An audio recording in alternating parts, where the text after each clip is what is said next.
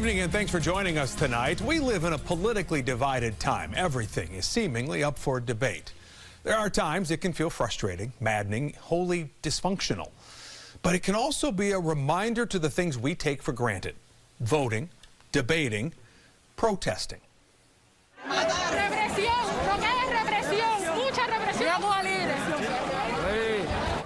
For the first time in 62 years, Cubans all over their island are doing the thing we have a right to do. They are taking to the streets in protest of their government, their communist government. It all began about 9 days ago, and since then, Cuban Americans from all over the world have taken to the streets in solidarity with those living on the island. From Miami to Los Angeles to Las Vegas to New York City, in Rome, Munich, Brisbane. Crowds gather each day.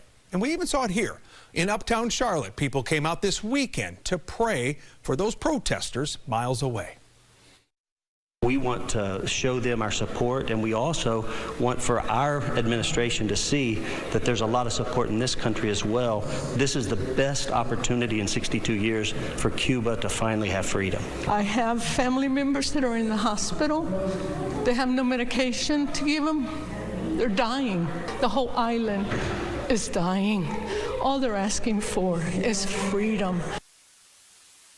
Those words resonate. People are dying, and not just because of COVID-19, but because of the lack of resources, food, and a rising suicide rate. To fully understand what's happening now, we really need to look back at more than a half-century of history here. How did Cuba go from this to this? Let's go back. Let's go back to 1959. Fidel Castro led a revolution forcing President Fulgencio Batista off the island. Castro promised his supporters safety and security from the government, as well as free housing, education, and health care.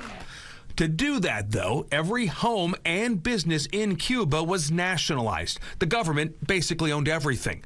That included U.S. businesses. Factories opened by Coca-Cola, Exxon, Texaco, all of a sudden belonged to the Cuban government, and those U.S. companies got no compensation. The loss of billions of dollars and a communist government just 90 miles off our coast led to the Bay of Pigs, Cuba's alliance with the Soviet Union, and the embargo on trade that's been in place since JFK. Let's fast forward now to the 2000s. By then, Fidel's brother Raul takes power. Cuba renews relations with Russia and China, but in a move that is seen as totally radical, Raul lifts the ban on private ownerships of cell phones and computers. Some of the backstory there, so think of that. Before 2008, Cubans on the island were not allowed to have their own cell phone or computer unless it was specifically given to them by the government. Now, in 2011, President Obama relaxed restrictions on travel to Cuba. All of a sudden, there were cruise ships docked on the island. American Airlines had flights from Charlotte to Havana. That was just 10 years ago.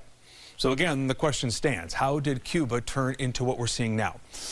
Not everyone, including many of those who fled Cuba when Castro came to power, were on board with attempts to normalize relations with a regime brutalizing its own people.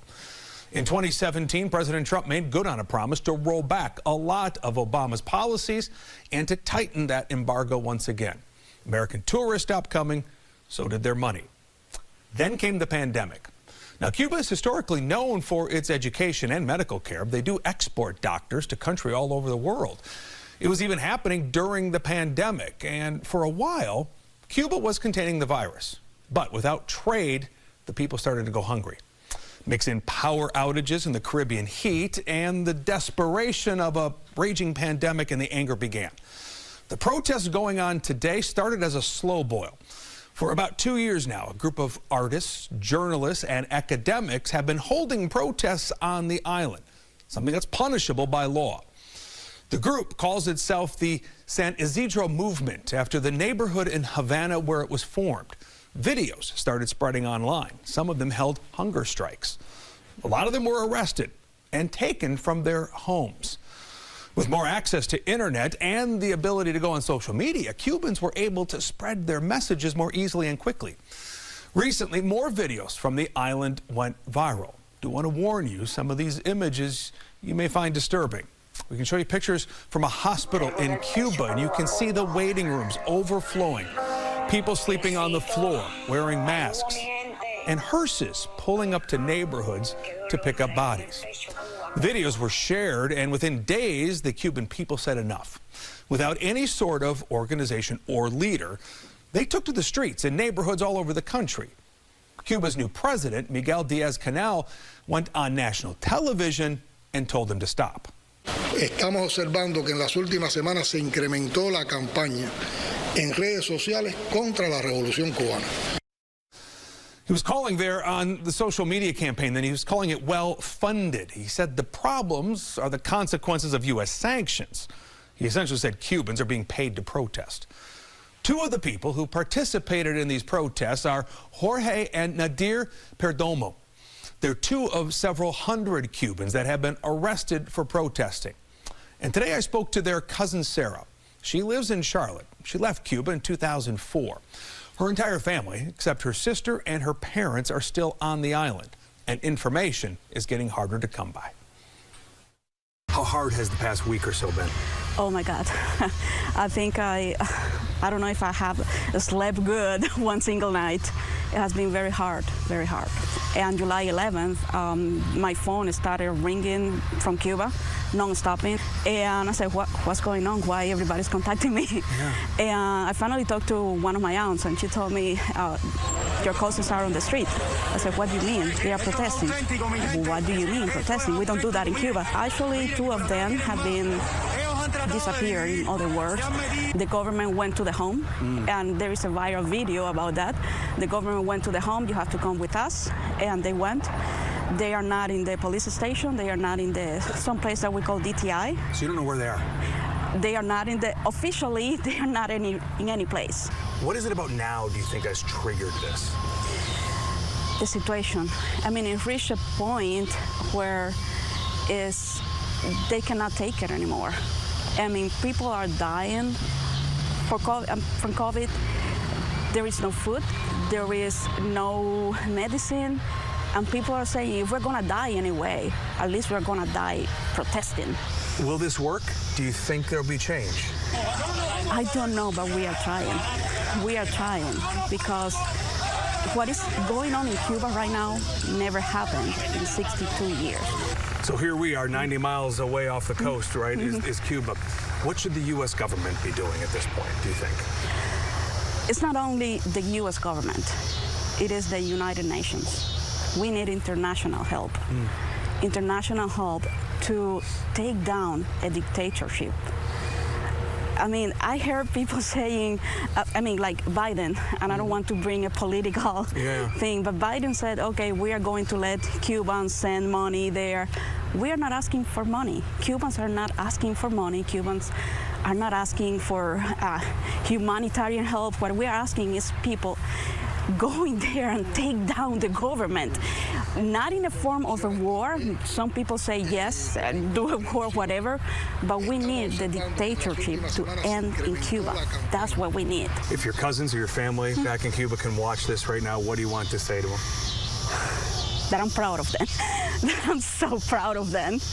And I love them with all my heart, and I hope that they can be out of jail.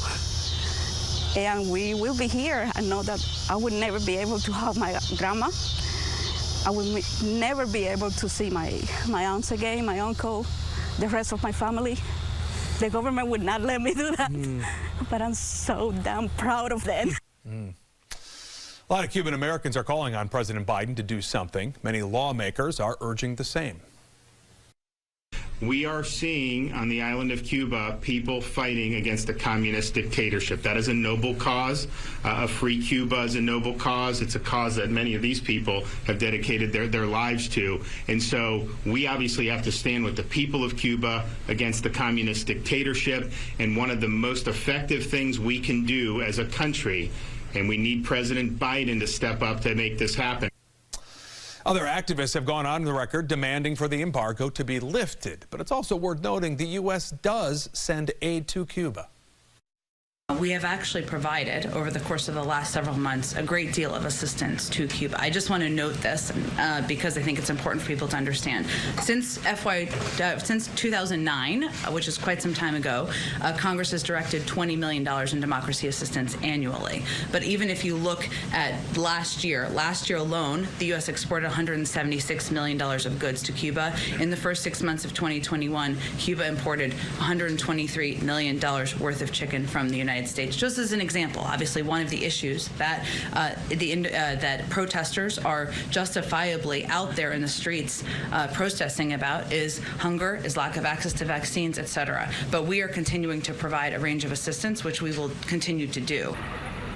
Just yesterday, President Biden announced he is ordering a review of U.S.-Cuba policies, including taking a look at remittances, money sent to people there. It's really the only way people here have been able to help those on the island. Once the protests started, Cuba's President Diaz-Canel shut down internet access. So Cuban Americans started fundraising to recharge phones on the island so people could get access to Wi-Fi. Now, one of those people is an Instagram influencer named Germany Hernandez.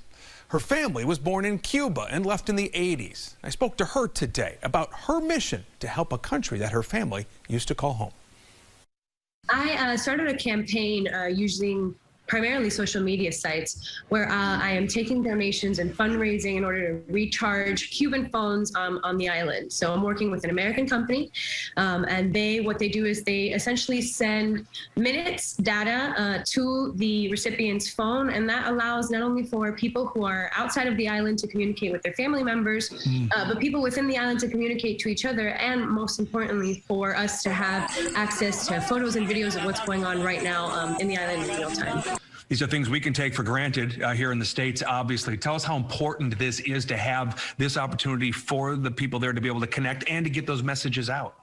It's extremely important because right now we're getting a lot of misinformation from the government in Cuba. And so what they've done to retaliate our efforts, the people that are on the island, the activists and the journalists and the photojournalists, to get this information of the protests that are going on there out, they have limited access to internet. So it's important to give them this opportunity and provide them with this resource so that we can bridge the gap between here and there. I think I've heard you've raised more than $20,000 so far. Is that right? Yes, I have. We've actually been able to successfully recharge more than 1,200 phones, and it's something that I'm very proud of because we've just started the initiative on July 15, and I am a one-band band for the most part. Well, I was going to ask you about that because you said social media and outreach. Have you been surprised by the response you're getting? Yes, I really have. Not just from supporters who are donating to the campaign, but just in general, it's almost like we've built like this little community of people on social media, influencers or alternate news sites that are just, everyone's in communication. We're all talking behind the scenes and helping get this information out and supporting each other in whatever way we can. And it's been really beautiful because in some way or another, we all just feel like one big family. And to learn more about what's happening in Cuba, what you can do, perhaps get involved with Gemini's efforts there on the cell phones. We're going to attach that information on WBTV.com/webextras.